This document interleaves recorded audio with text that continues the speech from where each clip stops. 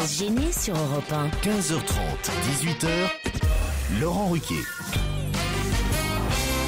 Bonjour, bienvenue sur Europe 1. Jusqu'à 18h avec vous aujourd'hui. Nous sommes heureux de retrouver Caroline Diamant, Christine Bravo, Jérémy Michalak, Stevie Boulet, son complice désormais, Guy Carlier, et Pierre Bénichou. Alors là, Pierre, ça mérite des explications. Quoi donc ? J'ai un mail, alors là, vraiment, vous allez vous marrer, les autres, autant vous le dire. Moi, je le savais, mais je n'aurais jamais cafeté, Pierre, s'il n'y avait pas eu une mail. Non, parce que vous me l'avez raconté. Je l'avais enregistré dans un coin de ma tête, mais je me dis, bon, je peux pas raconter ça aux auditeurs, des confidences d'amis, ça ne se répète pas. Mais à partir du moment où il y a un mail d'auditeur... vous pouvez le dire. Bonjour Laurent, bonjour à tous. Jeudi matin, m'écrit Mélanie, de corvée d'Ikea pour meubler mon nouvel appartement, quelle ne fut pas ma surprise de croiser Pierre Bénichou, confortablement installé dans un fauteuil chez Ikea. Il dormait ? Il dormait. Pierre semblait captivé par un bureau pour ordinateur.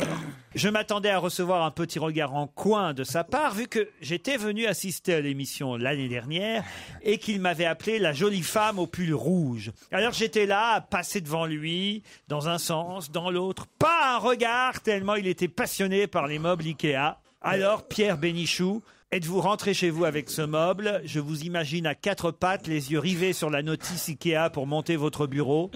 Qu'en est-il ? D'abord, j'ai été pauvre dans ma vie. J'ai été pauvre, j'ai eu 3 mois où j'ai été pauvre après la guerre. Mais je crois pas quand même que je sois allé jamais chez Ikea. Quand t'as cette bonne femme avec... Vous me l'avez dit que vous étiez allé chez Ikea. Ouais, c'est vrai. Alors, je suis allé chez Ikea avec mon coach. Avec ton coach ? Oui, mon c'est ton coach. L'entraîneur suédois. Ah ouais. Mais non, c'est un mec qui me monte les trucs Ikea. Ouais. C'est un décorateur ensemblier. Bon, alors donc... Alors justement, je voudrais faire une dénonciation. J'étais là et je vois des trucs, des prix absolument extraordinaires, quoi. T'as un beau bureau, 230 €. T'as des bibliothèques noires superbes avec des alvéoles comme ça. Si t'en achètes 5 pour faire une pièce entière, t'en as pour 330 €. T'as l'impression qu'ils vont te donner des sous en plus, quoi. Mais bienvenue dans le monde. Des petites tables roulantes, par exemple. T'as pris Des petites tables. Hein ? T'as pris Knut ? J'ai failli prendre tout. Alors j'ai tout marqué. Et après, quand même, je me suis dit, tiens, là, il y en a à peu près pour 800 ou 900 €. Tout ce que je veux pour me meubler pratiquement entièrement, quoi. Ouais. Même d'acheter un moussoir usagé pour ma mère, ou un truc comme ça. Bon. On dirait un étudiant qui va équiper son premier... Mais justement, il déménage, Pierre. Je suis ami de vacances d'un homme qui est le plus grand décorateur et qui fait des meubles formidables. Ah, Philippe Stark. Et non, pas Philippe Stark, quand même, je sais pas, un mazo, faire du Philippe Stark. Tu t'assois sur du Philippe Stark, t'as l'impression que tu t'es fait enculer par un régiment. Tellement t'as mal au miche. C'est le pire au monde, lui, Philippe Stark. Le type chez qui je vais, je m'arrête devant un magasin, je me dis à mon âge quand même, avec la fortune que j'ai pu amasser, les femmes ont été très gentilles. Et je vais chez cet ami dont je dis pas le nom. Et j'arrive et je vois un bureau semblable à celui qui est chez Ikea. On va dire quand même un designer, on peut dire. Oui, designer, oui. Mais qui a un magasin rue du Bac, je dis pas de nom. Hein. Et alors, donc, je vois un bureau le même. Je dis, combien après être allé chez Ikea, ça. Après être allé chez Ikea, j'avais vu mon bureau à 280 ou 260, je sais pas, euros. Hein.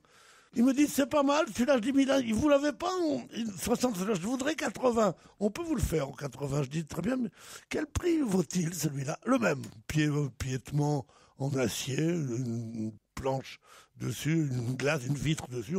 Peut-être un peu meilleure qualité. Je dis, combien ? Il me dit 14 000. Alors je lui dis, quoi ? 14 000 !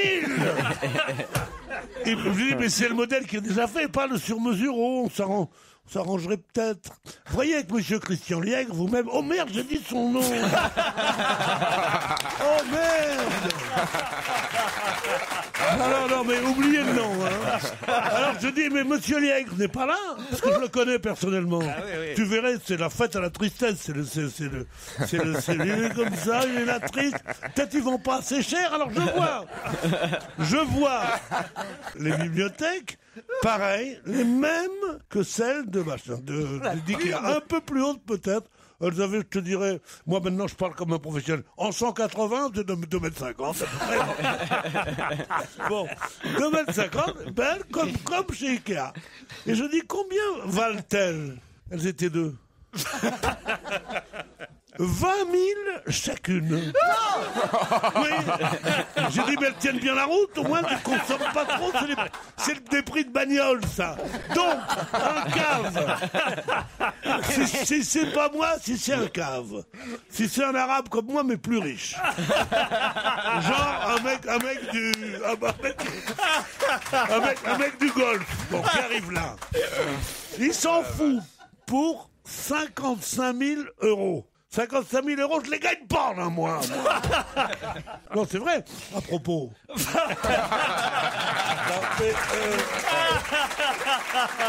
Ils ont, au lieu de moi, c'est un sketch. C'est un sketch. C'est mieux qu'un sketch. C'est mieux qu'un sketch. Tu sais pourquoi c'est mieux qu'un sketch? Parce que mes sketchs à moi n'ont pas de chute. Et c'est ça où c'est bien parce qu'on attend encore. En tout cas, moi, je suis pour qu'on envoie Pierre chez Castorama la semaine prochaine. Il paraît que c'est bien aussi, Castorama. Au téléphone.